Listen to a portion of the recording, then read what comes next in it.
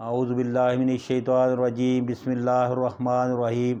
نحمدہ و نصلی علی رسولہ الکریم صدق اللہ مولانا العظیم۔ آج ہم حضور صلی اللہ علیہ وسلم کے دور کے اندر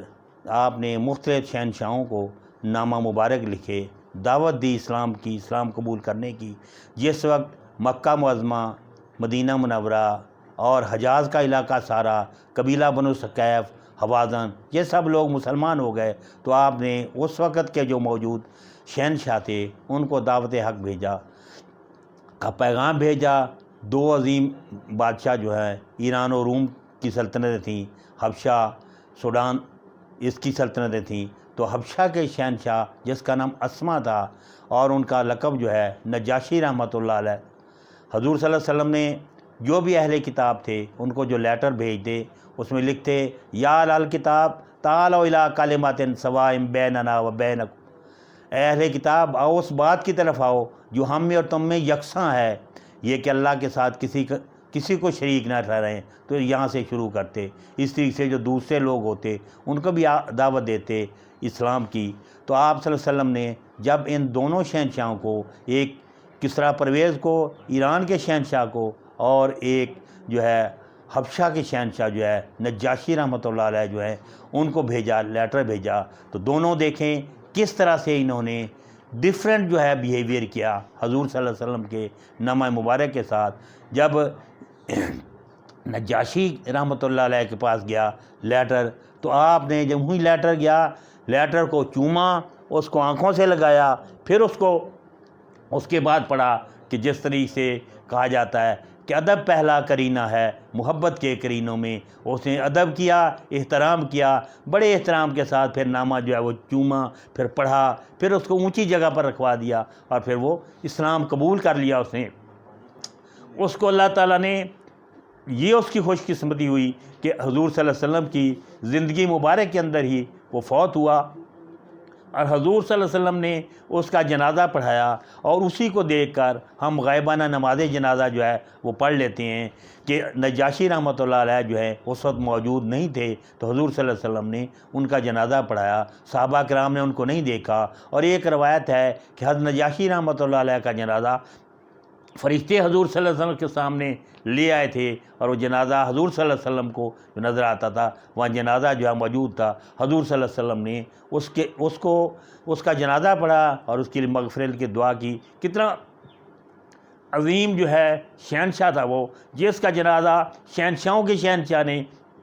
حضور صلی اللہ علیہ وسلم نے خود پڑھا، خود ادا کیا۔ اسی طرح دوسری طرف ایک بدبخت جو کہ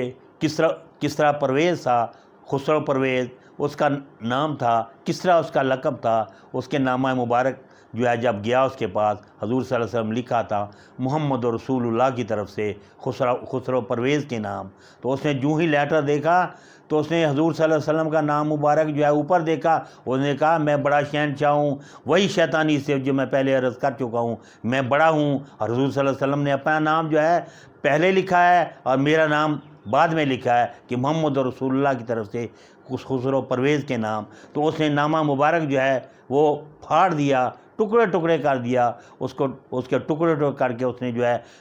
ہوا میں لہرا دیے، اور حضور صلی اللہ علیہ وسلم کو فرمایا کہ ان کو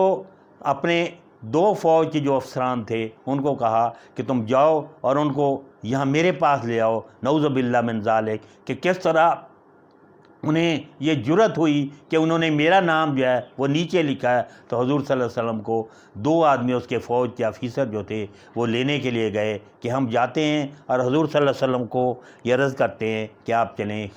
خسرو پرویز آپ کو بلا رہا ہے۔ تو دونوں آئے، رات جو مدینہ رسول میں رہے، حضور صلی اللہ علیہ وسلم سے عرض کی کہ ہم آپ کو لینے کے لیے آئے ہیں، خسرو پرویز جو ہے وہ آپ کو بلا رہا ہے۔ تو حضور صلی اللہ علیہ وسلم نے فرمایا کہ صبح میں آپ کو یہ بتاؤں گا کہ میں تمہارے ساتھ چلتا ہوں یا نہیں چلتا، میں نے جانا ہے یا نہیں جانا، یہ میں صبح تجھے بتاؤں گا، تم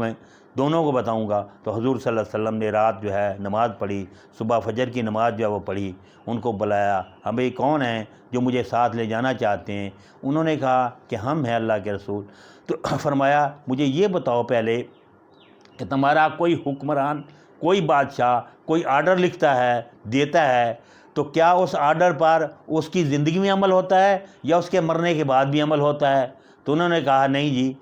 اس آرڈر پر اس کی زندگی کے اندر ہی عمل ہوتا ہے، اس کے بعد وہ آرڈر جو ہے وہ ختم ہو جاتا ہے، پھر جو نیا حکمران بنتا ہے اس کے آرڈر پر عمل ہوگا۔ تو حضور صلی اللہ علیہ وسلم نے فرمایا کہ جاؤ خسرو پرویز کو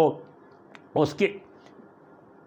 بیٹے شیرویہ نے قتل کر دیا ہے، اور آج جو ہے خسرو پرویز حکمران نہیں ہے بلکہ شیرویہ ہے۔ تو انہوں نے اس بات کو عجیب سمجھا اور کہا کہ واقعی یہ بات جو ہے کہ اسی طرح ہمارا قانون اسی طرح ہے، تو ہم واپس جاتے ہیں۔ تو واپس وہ تشریف لے گئے اور جا کر دیکھا کہ جس دن آپ صلی اللہ علیہ وسلم نے فرمایا تھا اسی طریق کو اس کے بیٹے شیرویہ نے اپنے سارے بھائیوں کو